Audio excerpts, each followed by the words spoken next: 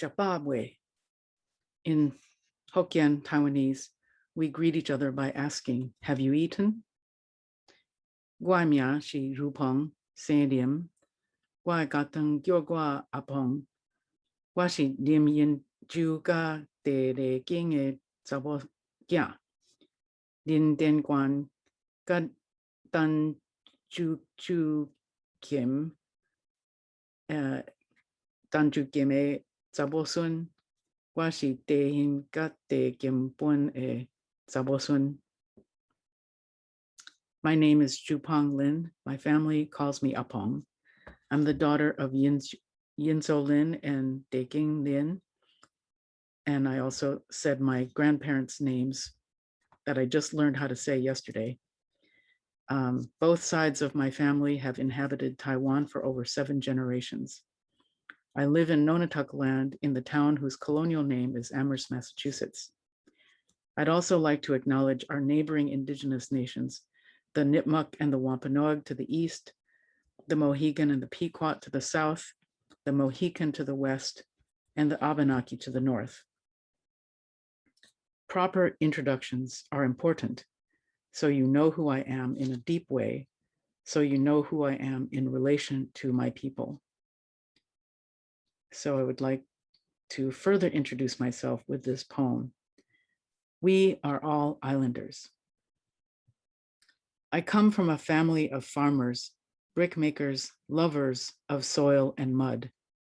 I come from a line of swimmers, canoers, fishers, island people. We are finding our way back to water. I make small canoes in memory of my people. Who are my people? I've been asking that all my life. My people are survivors. Our waterways lost to 4 centuries of colonization, barred from our coasts by martial law. Our luscious mountain-fed streams and rivers poisoned, became veins pulsing with terror, passed on in the blood of many generations. Today, I hear Yilan children learn to make boats, learn to swim again, to paddle, to fall in love with water again. From the other ocean, my people hear an echo of Salish people's canoe journey song. Our journeys join with the ocean of salty tears.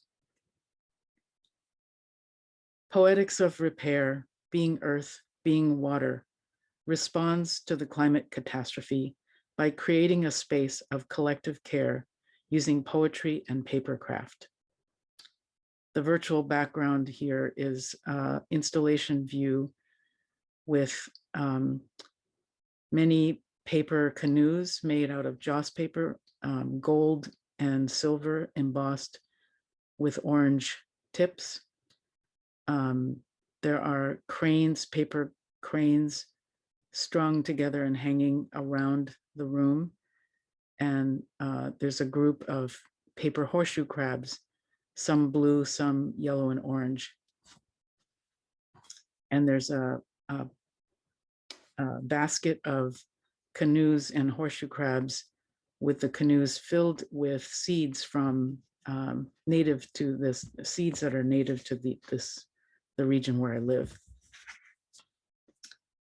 Poetics of repair, being earth, being water, is an artistic response to what has been called the Anthropocene, which Heather Davis and Zoe Todd argue is the result of the most recent era of colonial violence in white supremacist North America. Davis and Todd's main argument revolves around the start date of the Anthropocene, which they believe should more properly begin with the invasion of the Americas. They write, "We argue that placing the golden spike at 1610, or from the beginning of the colonial period, names the problem of colonialism as responsible for contemporary environmental crisis. Linking the colonial project with the Anthropocene challenges and upends the universalizing rhetoric of the earth sciences, and instead underscores the premeditated nature of the ongoing and expansive project of settler colonialism." Davis and Todd assert that The ecocidal logics that now govern our world are not inevitable or human nature, but are the result of a series of decisions that have their origins and reverberations in colonization. From this space, we can begin the project of decolonizing the Anthropocene. My project asks, how can poetics and socially engaged art decolonize the Anthropocene? I work with the question of how to decenter the anthropos, or the human. How can we awaken to our embeddedness in a world of other than human critters? My quest is to learn from the teachings of spiritual leaders, such as the revered Buddhist elder Thich Nhat Hanh, who speaks of interbeing. How do we interbe with the living world? I reclaim my ancestral traditions of paper folding, using joss paper burned to honor the ancestors, and Qigong to connect with the energy of the 5 elements: earth, sky, wind, fire, metal. Reclaiming my heritage destabilizes the colonial dualisms that split mind from body, matter from spirit. Eduardo Kohn in How Forests Think calls for an expansive understanding of thinking, a way of thinking beyond human thinking. And he unpacks how the Runa think with the forest. Following Buddhist teachings, I suggest that thinking like a human gets in the way of being. I ask, how can we be the forest, water, cranes, and horseshoe crabs? Thich Nhat Hanh teaches us that we are each other. The air we breathe comes from the plant beings and tree beings, who are in turn nourished by the earth and sun. Water flows through all of us. Our bodies are 95% water. Poetics of Repair asks us to awaken to our interbeing with horseshoe crabs and the other real crabs, and the multitude of marine creatures who spend most of their lives in the water, and all the sky critters who depend on them. Recently, climate activists and earth and water protectors are organizing to name what's happening climate catastrophe, rather than the more innocuous sounding climate change. So I call the spaces I co-create with communities spaces of healing for climate catastrophe, or climate trauma, as eco-psychologist Ziwa Woodbury asks us to name it.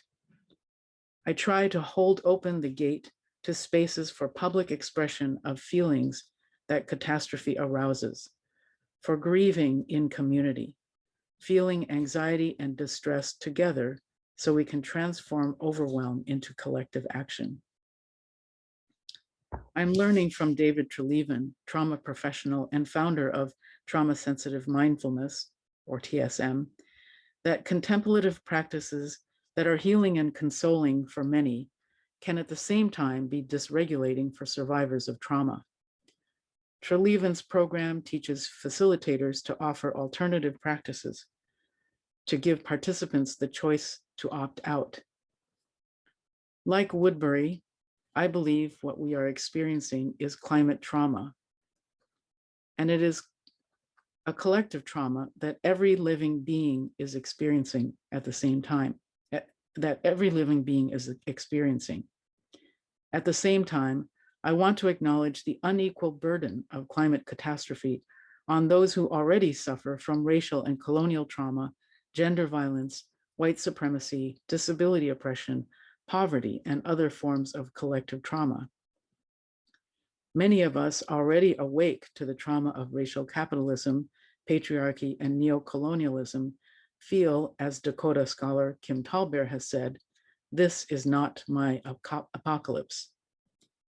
Colonialism attempted to take from us the very practices that sustained our people, criminalizing or appropriating sacred ceremonies.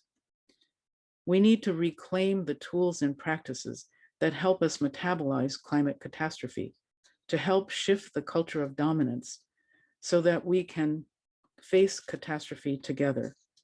I suggest that poetics and socially engaged art can provide tools and practices that can repair colonial wounds and repair relationships between colonizer and colonized, and with our other than human kin, I invite us to use these tools to make brave spaces that accommodate our different needs.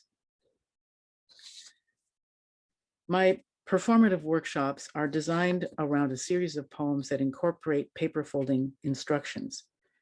Through guided meditation and Qigong practice, I invite participants into a holistic embodied experience of presence and reflection. I invoke Pauline Oliveras' sonic meditations, in which she instructs us to take a walk at night. Walk so silently that the bottoms of your feet become ears. I invite folks to let your feet become ears, to open your pores and allow your skin to become ears, to open your heart to become ears. Poetics of Repair invites participants to make medicine together, to fold sacred objects for our ancestors of all species, to mend relationships with our beloved kin and our Mother Earth. The joss paper I use, or hell money, that many Asian cultures burn to honor our ancestors, sends gifts to our ancestors. The poems incorporate instructions for folding canoes, cranes, horseshoe crabs, and other beings. I approach paper folding as a contemplative practice that can awaken us to our interbeing with earth, sky, flora, and fauna. As we fold, we become more and more connected with what we make together, dissolving the boundary between self and others and objects. We are and have always been co-creating each other and our pluriverses.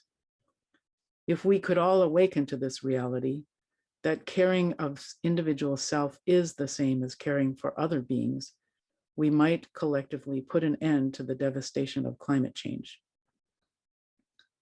The workshops progress from care of self to care of community, and then care of our earth home.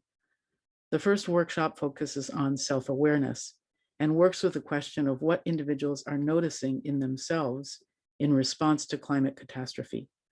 What feelings arise when they hear that 150 species are going extinct every day? We learned the easiest fold for the canoe as I share what I've learned about the annual tribal canoe journey in the Northwest and the lessons of the canoe, which is so much more than a vessel of conveyance. The second workshop theme opens out awareness to care of our people, our communities, collective care. My poem, 1,000 Gifts of Decolonial Love, weaves the instructions for folding paper cranes into the story of Sadako, Hiroshima victim, whose paper cranes came to symbolize peace. A story of climate colonialism and the endangerment of cranes in Taiwan and around the world, and contemporary liberation struggles of Indigenous sovereignty and the movement for Black lives. The third workshop theme focuses on interspecies kinship through the plight of the horseshoe crab. I will now show a video poem of the horseshoe crabs that includes images of deceased horseshoe crab ancestors lying in the sand, a pair of spawning horseshoe crabs at water's edge, and a male horseshoe crab that I found on its back. When I flipped it over, its barnacle and seaweed covered carapace indicated its ancient age.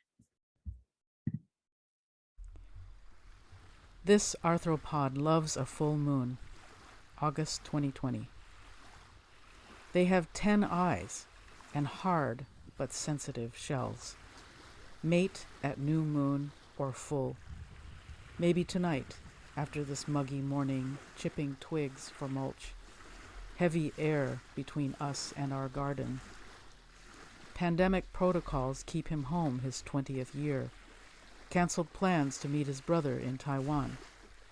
I was to follow, to visit my born place, where horseshoe crabs are beloved by a web of lovers, nature lovers, ocean lovers, lovers of lovers. In Hokkien, horseshoe crab sounds like filial piety, akin to beloved community. How do my people love the horseshoe crab? Let me count the ways.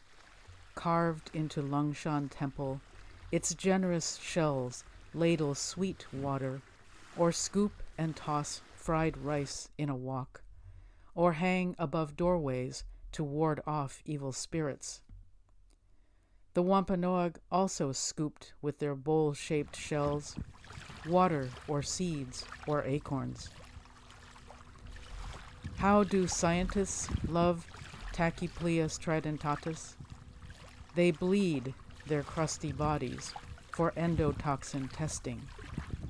They drain their milky moonstone-hued blood that turns gelatinous at the slightest hint of toxins from bacteria. Our lives literally depend on the blood of these ancient arthropods. Found poem from The Last Days of the Blue Blood Harvest. 450 million years. In this time, the Earth has gone through multiple major ice ages, a great dying, the formation and breaking up of Pangaea, an asteroid impact that killed the dinosaurs and most of life on Earth yet again. Horseshoe crabs have truly seen some shit. From conservationists sound alarm over use of horseshoe crab blood in race to find vaccine. Over 500,000 of the living fossils rounded up by U.S. pharmaceutical companies each year. During the spring, when they come ashore to lay their eggs. Milked every year for their cerulean blood, 1/3 of them will die. Horseshoe crab blood is key to making a COVID-19 vaccine. Their lives for our immunity. Our soft bodies for their blood. Blood pulses red under our soft, penetrable skin, black or brown or amber or olive or copper skin. Blood runs redder than any sunburnt skin. This we have in common, breath and blood and skin. Inhale, exhale, air, fresh, fiery, fluid. We all swim in the same blue sea. May millions of horseshoe crab mamas lay hundreds of millions of eggs this spring under a full moon, bright and clear. May millions of babies burrow safely in the sand, growing and molting year after year after year, until we are all ready to swim back to sea together.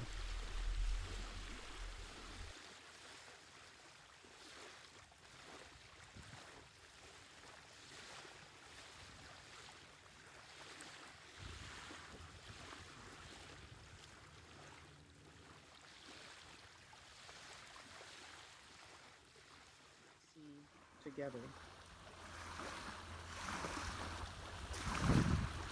In the workshop, I lead a guided meditation at this point with the JOS paper and ask participants to listen for the story of the paper, to allow our minds to reach down into the moist earth and follow the journey of the bamboo, the laborers that made the paper, allowing our minds to fly with the cranes and then to rest on the shore where the horseshoe crabs arrive to mate. Zenzu Earthland Manual talks about oppression as a distortion of our true nature. It disconnects us from the earth and from each other. Awakening from the distortion of oppression begins with tenderness. We recognize our own wounded tenderness, which develops into the tenderness of vulnerability and culminates in the tenderness that comes with heartfelt and authentic liberation. That first experience with tenderness is a cry from deep within our own nature. It compels us to seek out a connection to the earth and each other. That's from The Way of Tenderness, Awakening Through Race, Sexuality, and Gender, 2015. I would then teach the horseshoe crab fold, but in the interest of time, I would just like to conclude. I suggest that decolonizing the Anthropocene must begin with an examination of the ongoing violence of settler colonialism. Socially engaged art can play an essential role in disrupting the ecocidal logics articulated by Davis and Todd that attempt to sever mind from body and spirit, humans from other than human. The collective trauma of climate colonialism may be metabolized by revitalizing ancestral knowledge, language, and ceremonial traditions.